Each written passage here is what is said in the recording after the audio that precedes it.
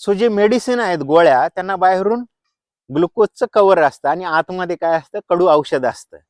तसंच जर आपण आपल्या जठरात जर ऑलरेडी काहीतरी खाल्लं आणि वरतून जर गोळ्या औषधं टाकले तर आपल्या शरीरावर होणारे जे दुष्परिणाम आहेत ते कमी होतात.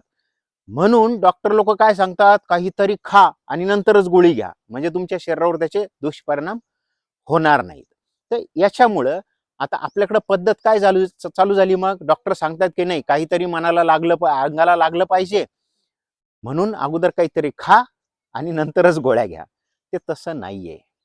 निसर्गाचं ऐका थोडं, निसर्ग काय सांगतोय ते. प्राण्यांना ऑब्झर्व करा, गायांना, शेळ्यांना किंवा कुत्र्यांना ऑब्झर्व करा. जर आजारी पडले तर ते काही खात नाही. हा, आता आपलं पण तसंच आहे. काही आपण जर आजारी पडलो तर आपल्याला खायची इच्छा होत नाही बघा काही, पण घरचे आपल्याला बळच खाऊ घालतात. हा, आता ठीक आहे, समजा जर खायचंच